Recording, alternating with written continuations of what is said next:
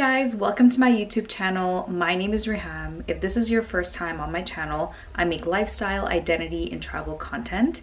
If this is not your first time, welcome back. If you're not already subscribed, make sure you hit the subscribe button and also make sure you hit the like button if you enjoyed this video. Happy Eid, first of all, to all of you that are celebrating. Eid is here. I'm really excited about it. So this is actually my first Eid away from home since college. So it's been over probably 10 years now, or just about 10 years. Oh my God, how many years has it been? 13. Okay, whatever, I'm not gonna sit here and count all that. But it's been a while since I have had Eid away from home. I'm with my husband. I'm gonna be celebrating with his family, inshallah. So I'm really excited about that. It's gonna be really nice to see like the blending of cultures. So I wanted to bring Kahk. So Kahk, if you're not familiar with it, it's a really delicious, buttery, like fluffy cookie. It's one of my favorite Eid cookies. I have a bunch of favorites. Might show you guys a few more of them maybe next Eid, but I really wanted to start my recipe videos with one of my favorite recipes. And I like looked all over YouTube and I could not find a recipe that was exactly like this. Just the way my mom made it. So I'm gonna first start showing you guys some prep that I did last night, just to make today a little bit easier for me. Keep watching in the next clip to see how I made the filling. You could use any type of filling you want for this Kahk cookie. A lot of people use like nuts and honey, pistachios. I prefer it with ajwa, which is like a type of date. So let's go to the next clip to see how I made the filling. First, I got 2 tablespoons of sesame seeds and toasted them up in the pan. I didn't add any oils. I just stirred until the sesame seeds were a nice golden brown color. This whole process will take you about 15 minutes and have the heat on medium. Next, grab some gloves because this part is sticky. I mixed my baking dates together with 1 tablespoon of toasted sesame seeds and 1 tablespoon of ghee. Now that your mixture is combined together, it's time to make the little date balls that will go inside each of the cookies. I made mine a little bit bigger, but the smaller you make them, the easier they are to work into the dough once you're actually ready to make your cookies.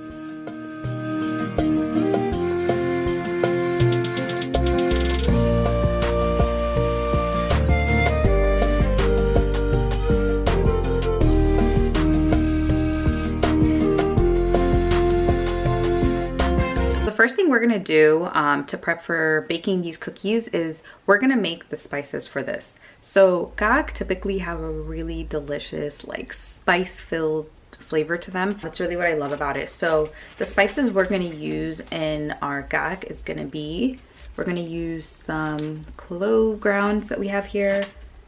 We have some ground cinnamon.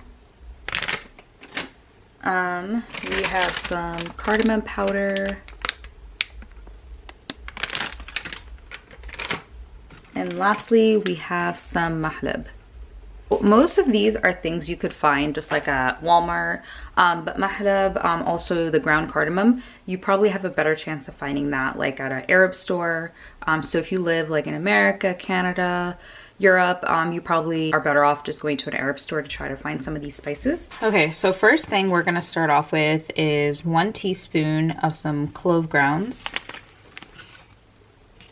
I'm gonna add a teaspoon of mahlab. We're gonna include the cardamom powder. You guys, it smells amazing in here. I love spices. Okay, so we're just gonna give it like a quick mix. So typically, I think like in Arab countries, you can find a type of spice called RI'HT, which is pretty much like a mixture of spices that makes the Kahk have that really like delicious flavorful flavor to it, but since that's not really accessible in a lot of places, we just have to make our own version of that. Okay, so we just gave that a good mix. So I have 3 cups of all-purpose flour. What you're gonna do is you're gonna take the flour and you're just gonna pass it through a strainer just to make it a little bit more airy. So we're just gonna sift that through. Next, we're gonna grab some cornstarch. We're gonna do 2/3 a cup of cornstarch. We're just gonna do a little bit of salt, about 1-2 pinches of salt. We're gonna add 1 teaspoon of the spice mixture that we put together. Next, you're gonna wanna take half a cup of milk, and we're gonna warm this up. You don't want this to be burning hot, just a little bit warm. You really wanna make sure that it's not too hot, just right, because if you actually pour this into the mixture, it will actually ruin it. So you wanna make sure that it's the right amount of warmth. Okay, so we have our milk. We're gonna go ahead and put this into the microwave. Oof, that was loud. We're gonna leave it in there for about 30 seconds. Oh my God, that is so hot. It was only in the microwave for about 30 seconds. It's really hot, so we're gonna let this cool off for a little bit. And in the meantime, we can move on to our next step. Okay, so while our milk is cooling down a little bit, we're gonna do 1 tablespoon of yeast, and then we're gonna do 1 tablespoon of sugar. So in goes our 1 tablespoon of yeast. Okay, so next we're actually gonna be adding our milk. So let us check to see if our milk is ready. Our milk has cooled down. We're just gonna add a little bit, not too much of this. Okay, I think that's enough. Stir it together. Once it's well stirred, we're just gonna cover this until it creates some bubbles, and that's how we know it's ready. Let's go ahead and cover this and then set this aside for later. Okay, so we're just gonna measure out 1 cup of ghee, and don't try to cut corners by just having like regular butter. Regular butter is not gonna give you the taste that you're looking for, the consistency. I know there's a way to make butter, to make ghee at home by taking butter and clarifying it. There are plenty of YouTube videos about that. So to make our lives easier, we're just gonna add some ghee that we bought from the store. So you're gonna turn the heat on and let this get really, really hot. You're also gonna need a wooden spoon for this. Yeah, so it doesn't stick to it or anything like that. And you're just gonna stir. You can turn the heat up to about medium to high heat. So our ghee is pretty much almost done. It's really, really hot, so you wanna be careful. If you have any kids around you, make sure you keep them as far away as possible from this. But we're gonna let this simmer until like it's almost boiling. Like I can already hear it making that boiling noise. So I'm gonna turn it off in just a second. But you really want this to get as hot as possible. We just turned our heat off of the ghee. We're gonna set this aside.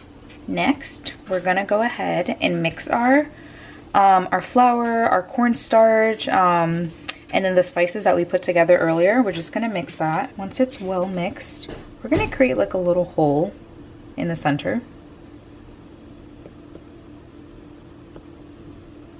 Just, you know, make a little space in the middle.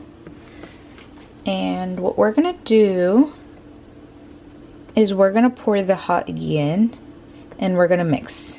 Okay, so we're taking our hot ghee very carefully and just pouring it a little bit at a time.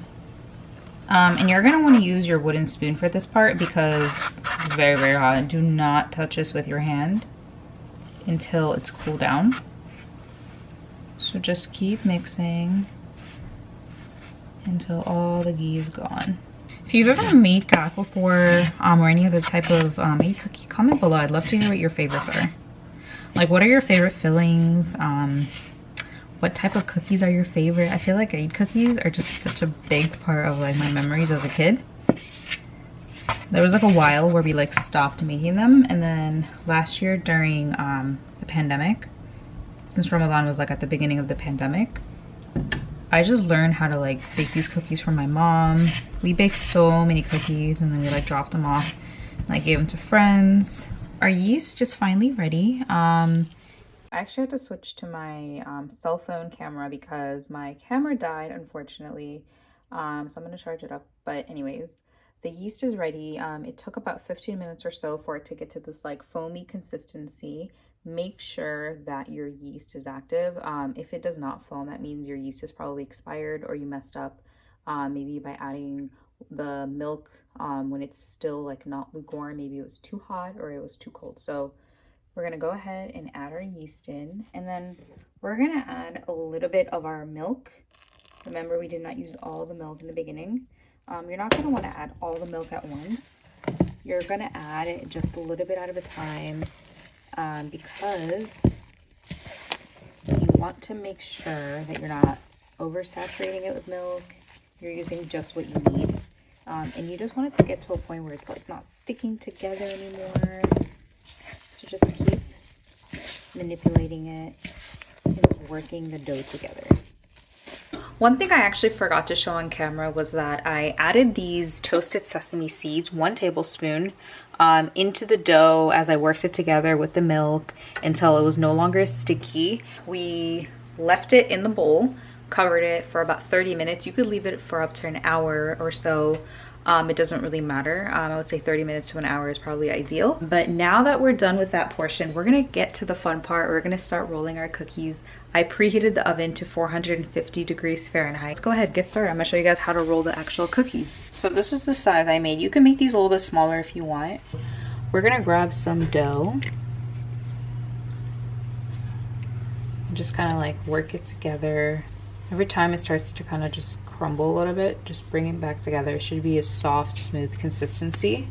Okay, so what you're gonna do is you're gonna press your thumb into it as far as you can go. And then you're gonna take your piece of date, stick it in. And then what you're gonna do is you're gonna start to work the dough around it. You're just kind of like taking the pieces together and then covering the date all around. You don't want the date to stick out at all. It's gonna make your cookie break. And then you just kind of like squeeze it back together, manipulate it a little bit until it's the exact shape you want. And the date, the cookies that I made are actually pretty big, but it's because I really just wanted the date to be like the star of the show. I like more date, less cookie, I guess. Okay, so yeah, once it's all ready, just kind of like press it together and it should be pretty smooth. I kind of like that. Alright guys, our cookies are ready to be baked. We baked them until they were golden brown. After our cookies cooled down a bit after baking, we put some powdered sugar in a bowl and started to roll our cookies in them.